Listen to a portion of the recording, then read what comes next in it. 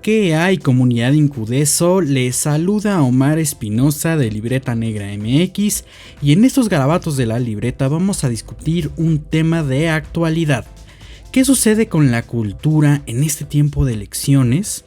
Vamos a averiguarlo porque definitivamente necesitamos discutirlo.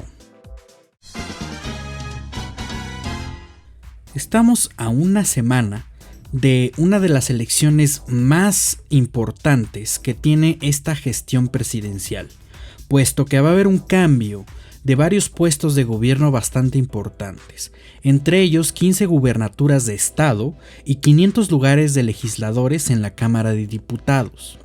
Entonces hay que plantearnos varias preguntas, específicamente si nos interesa el panorama cultural y las industrias creativas y culturales del país, puesto que normalmente estos lugares y estos legisladores pues impactan directamente en toda la gestión y legislación cultural de México. Hace unos días se publicó un artículo de Carlos Lara titulado Los partidos políticos y sus agendas culturales en campaña, y básicamente hace un análisis de las propuestas de gobierno que tiene cada uno de los partidos políticos mexicanos, hablando específicamente de las propuestas justamente de cultura. Y pues para no sorpresa de nadie, vamos a ver que hay varias deficiencias en estas propuestas. En general, Carlos Lara plantea dos escenarios: uno del gobierno que está justamente gestionando en este momento y la plataforma que están proponiendo los partidos de oposición. La actual administración intenta reforzar la propuesta de cultura que le hizo llegar al poder en las elecciones de 2018. Su propuesta tiene como centro la cultura de paz y bienestar, además de la descentralización de las instituciones y de la política de Estado que se ha ejercido ya por décadas respecto a la cultura y la gestión patrimonial, y también de las diferentes variantes de manifestaciones artísticas y culturales. Sin embargo, desde las elecciones pasadas se le ha criticado mucho esta posición debido a que no hay realmente una planificación de fondo. El único documento que se tenía a la mano indicaba que se iba a pasar de la cultura del poder al poder de la cultura. Sin embargo, no hacía explícito la manera en que se iba a realizar. Antes de la toma presidencial se hicieron una serie de foros de trabajo con las diferentes áreas del sector cultural para hacer un dictamen y para hacer una planificación adecuada a las necesidades de todo el sector. Sin embargo, toda esa documentación hasta la fecha no se ha hecho pública, y de hecho las planeaciones se han caracterizado por dejar afuera justamente a la base de personal de las diferentes áreas culturales en el país. Las instituciones tienen muchas deficiencias y no hay planes que permitan ver un panorama distinto.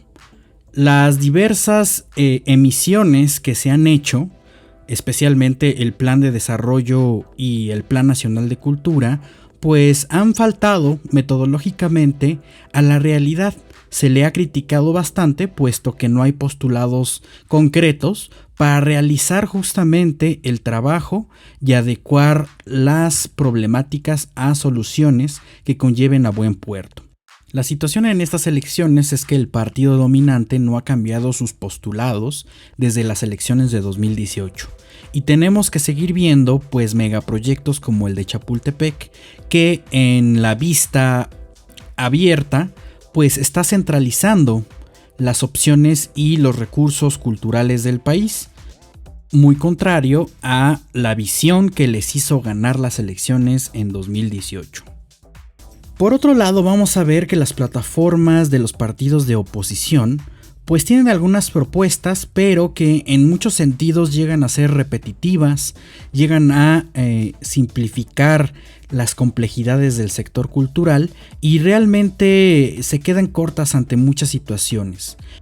En la principal coalición de tres grandes partidos bastante conocidos, las propuestas vienen desde materias obligatorias en educación básica que hablen de música, arte y talleres culturales.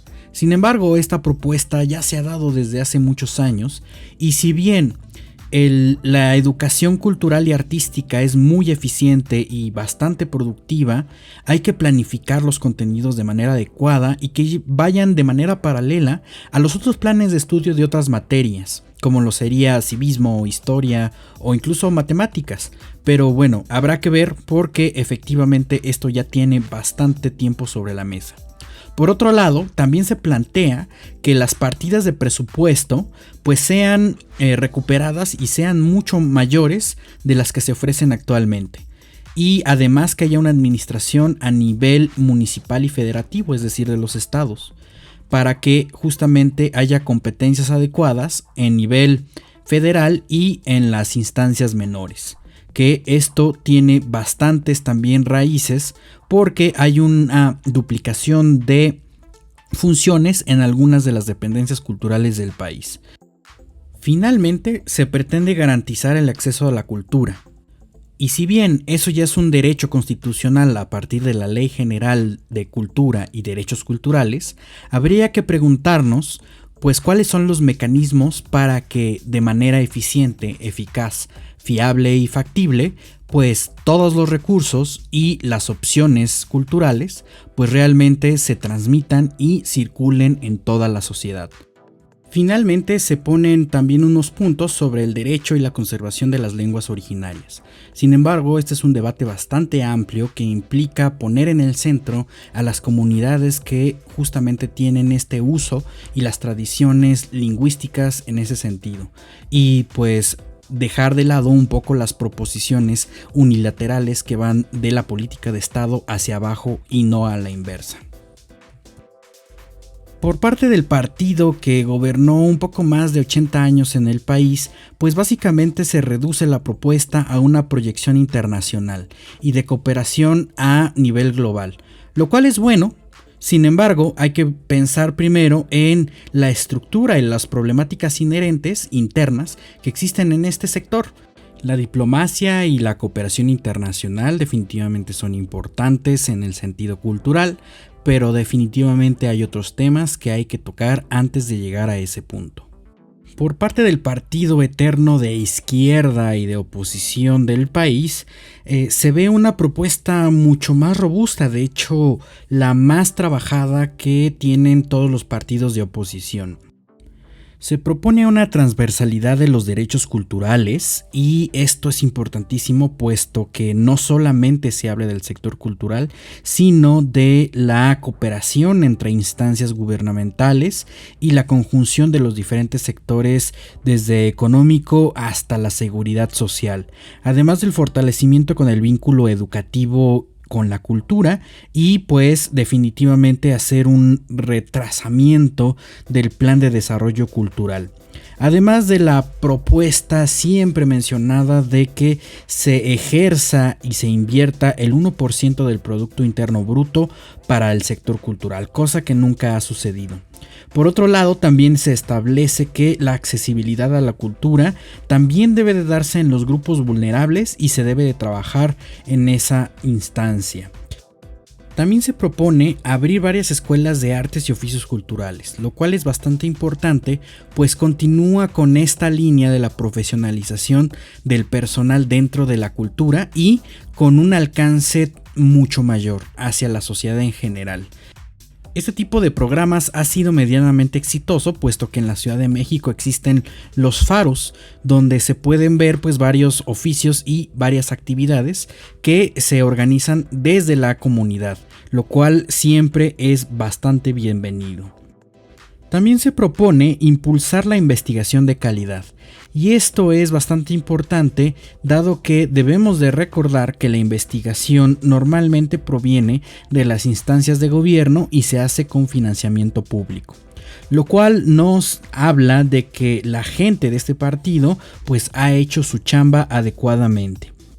También se plantea el fortalecimiento del FONCA, que es un programa bastante importante de apoyo para los artistas y creadores, y del programa de Pueblos Mágicos, que es una entrada importante desde la asociación de la cultura con el turismo. Hay un compromiso además inherente del Estado mexicano para que la cultura y la protección patrimonial sea una línea continua de trabajo. Y evidentemente, como último punto de este partido, se establece un llamado general para que se atiendan las necesidades de derechos laborales y prestaciones que se tienen en los artistas. Sin embargo, aquí yo haría una acotación, dado que el sector cultural está compuesto por diferentes profesionistas y no solamente por artistas y creadores, sino que hay una gran variabilidad de disciplinas artísticas, científicas que conforman este personal del sector. Entonces es importante también considerarlos para que entren en esta dinámica, puesto que están sumamente olvidados y en la precarización laboral. Finalmente vamos a tener las propuestas culturales de los partidos de relativamente reciente creación. Por ejemplo, el partido cuyo escudo es naranja nos habla de la protección de derechos culturales, pero como ya vimos, eso ya es un derecho constitucional, entonces es un poco repetitiva la propuesta. Además de rescatar recursos y fideicomisos para la cultura. Sin lugar a dudas, la falta de presupuestos y financiamiento adecuado es uno de los grandes problemas del sector. Entonces estas propuestas no solamente deben de plantear que se ingrese nuevo y mejor presupuesto, sino que digan también cómo lo van a conseguir. En otras dos líneas también se habla de garantizar los derechos laborales para los trabajadores del sector cultural, lo cual es positivo puesto que solamente el partido anterior lo trataba, y también garantizar la figura jurídica a pueblos indígenas, que esta es una deuda y una demanda histórica por parte de estos pueblos originarios desde su movimiento a inicios de los años 90. Y tenemos el partido que se dice de redes sociales, que nos habla del derecho a la cultura y generar una política de Estado adecuada a las demandas culturales. También del crecimiento de los bienes y servicios con fondos públicos y privados, pero no dice nuevamente cómo se va a conseguir esta situación. Pues básicamente eso corresponde a estas propuestas, a estas plataformas políticas. Sin embargo, debemos de considerar que la cultura es todo un sistema que hay que ir tratando, hay que analizar a fondo y que todos formamos parte de ese sistema aunque no nos demos cuenta. La cultura no debe de ser entendido como esta serie de actividades artísticas, sino también como usos y tradiciones y como otras cosas inherentes a la sociedad y a un grupo particular. Por lo tanto, es uno de los ejes de trabajo que se deben de mencionar con una metodología y de manera puntual. Sin embargo, vemos que en estas propuestas se ha dejado llanamente y en algunas ocasiones hasta en el olvido, pues la manera en que se tienen que trabajar, y parecen más bien promesas de un futuro mejor, pero sin nada de sustancia. Entonces, bueno, ahí lo tienen para que vayan pensando sus votos. Tenemos menos de una semana para que esto suceda y sin lugar a dudas, esto es uno de los análisis puntuales que debemos de tener en consideración. Agradecemos a Carlos Lara que haya escrito este artículo y definitivamente debemos de darle seguimiento. Pues hasta aquí dejamos los garabatos en la libreta, aquí en la dosis diaria, pero no olviden seguir a Libreta Negra MX, que va a tener mucho más contenido cultural en YouTube, en Spotify, en iVoox, Himalaya y en las redes sociales. También nos encuentran como Libreta Negra MX. Entonces nos despedimos y nos escuchamos aquí la próxima semana con algún otro tema. Déjenos un mensajito por ahí para que estemos en contacto. Hasta luego.